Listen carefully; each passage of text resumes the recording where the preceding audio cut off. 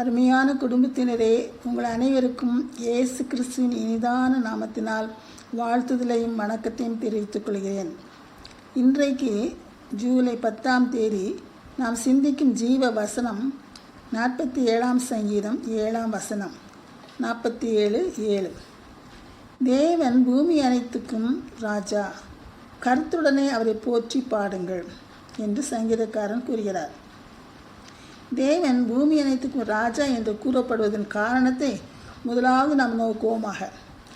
பூமியானது முதலாக ஒழுங்கின்மையும் வெறுமையுமாய் இருளுமாய் இருந்தது. தேவன் வெளிச்சத்தை உண்டாக்க கடவுது என்று சொல்லி வெளிச்சத்தை உண்டாக்கினார். அந்த வெளிச்சத்தை பகலிலே ஆள பெரிய சுடராகிய சூரியனையும், இரவிலே ஆள சிறிய சுடராகிய சந்திரனையும் நட்சத்திரங்களையும் உண்டாக்கினார். பின்பு அவர் ஆகாய அறிவை உண்டாக்கி அதுக்கு வானம் என்று பெயரிட்டார். வானத்துக்கு கீழே இருக்கிற ஜலம் ஓரிடத்தில் சேரவும் வெட்டாந்தரையும் ஓரிடத்தில் சேரவும் உருவாக்கினார். அந்த வெட்டாந்தரைக்கு தான் பூமி என்று பெயரிட்டார். இந்த பூமியில் புல் பூண்டுகளையும் நீந்தும் ஜீவ ஜந்துக்களையும் ஆகாய உருவிலே பறக்கும் பறவைகளையும் ஜீவ ஜந்துக்களாகிய நாட்டு மிருகங்களையும் காட்டு மிருகங்களையும் உண்டாக்கினார்.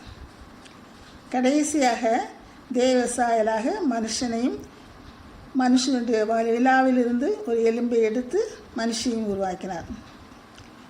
அவர்களை பலுகி பெருகி எல்லாவற்றையும் ஆண்டு கொள்ள கடவீர்கள் என்று கட்டளையிட்டார். எல்லாம் நல்லது, ஒழுங்கும் சிரமமாக இருக்கிறது என்று கண்டார். ஆகவே அவர் பூமியை படைத்தவர். தேவன் பூமி அனைத்திற்கும் ராஜாவாக அரசாண்டு கொண்டிருக்கிறார். எல்லா படைப்புகளும் அவருக்கு கீழ்ப்பட்டு பணிந்து கொண்டிருக்கிறது. தேவன் தம் பூமி அனைத்திற்கும் ராஜா. ஆகவே அவரை நாம் போற்றி துதித்து பாட வேண்டும் என்று சங்கீதக்காரன் விரும்புகிறார். தேவனை துதித்து பாடல்களை பாடுவோமாக. துதித்து கர்த்தரை பாடும்போது கருத்தாய் அல்லது அதனுடைய கருத்தை உணர்ந்து போற்றி பாட வேண்டும். கருத்தை உணராமல் நாம் பாடினோம் என்றால் அது பயனற்றது.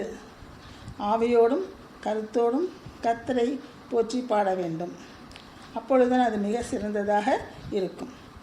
இதை தான் தாவீது ராஜா பூமி அனைத்துக்கும் ராஜாவாகிய தேவனை கருத்தோடு போற்றி பாடுங்கள் என்கிறார். ஜெபம். பூமியை உண்டாக்கின எங்கள் ராஜாதி ராஜாவே, உண்மை நாங்கள் போற்றுகிறோம், புகழுகிறோம் சுவாமி.